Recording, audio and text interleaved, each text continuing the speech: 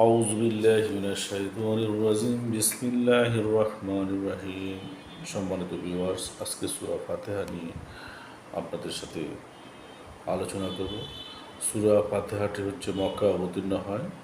এই আয়াত সংখ্যা হচ্ছে 7টি এবং এর রুকু হচ্ছে 1টি। তো এই সূরার আয়াত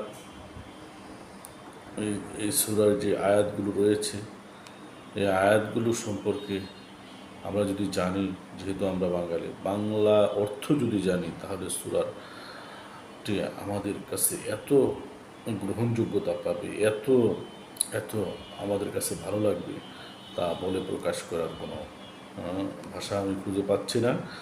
সুতরাং সেই অর্থগুলি আপনাদেরকে জানানোর চেষ্টা করতেছি। বিসমিল্লাহির রহমানির রহিম। শুরু করছি মহান আল্লাহর নামে, যিনি পরম করুণাময় অসীম দয়ালু। আলহামদুলিল্লাহি রাব্বিল আলামিন। সমস্ত প্রশংসা আল্লাহ তাআলার জন্য। আর রহমানির রহিম, যিনি পরম দয়ালু ও সীমাহীন মেহেরবান। মালিকি ইয়াউমিদ্দিন, যিনি প্রতিদান দিবসের মালিক। ইয়াকা নাবুদু ওয়া ইয়াকা নাস্তাইন, আমরা একমাত্র আপনার ইবাদত করি এবং আপনার নিকটে সাহায্য প্রার্থনা করি। ইহদিনাস সিরাতাল মুস্তাকিম,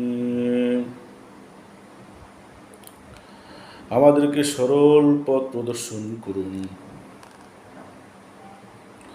সিরাতাল্লাযীনা আন'আমতা আলাইহিম, তাদের পথ যাদেরকে আপনি নিয়ামত দান করেছেন।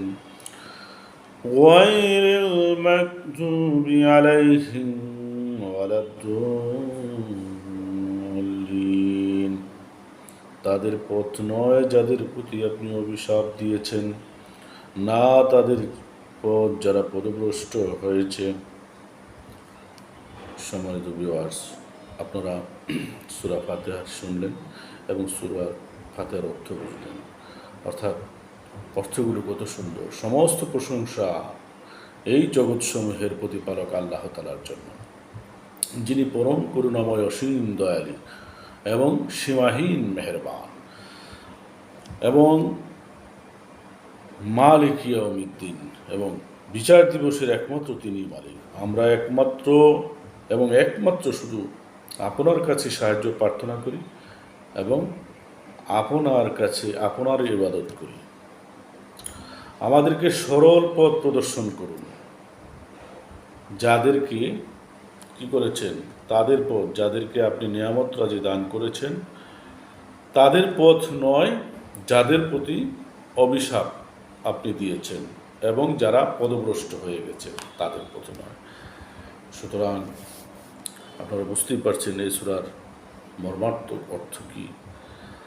এই সূরাটি আমরা যদি অনুধাবন করতে পারি, তাহলে অবশ্যই আমরা কামিয়াব হব ইনশাআল্লাহ। সুতরাং আমরা চেষ্টা করব সবাই এই সূরার অর্থ জানার, বুঝার এবং সেই অনুযায়ী আমল করা। ওয়া আখিরি দাওয়ানা আলহামদুলিল্লাহি রাব্বিল আলামিন। আসসালামু আলাইকুম ওয়া রাহমাতুল্লাহি ওয়া বারাকাতুহু।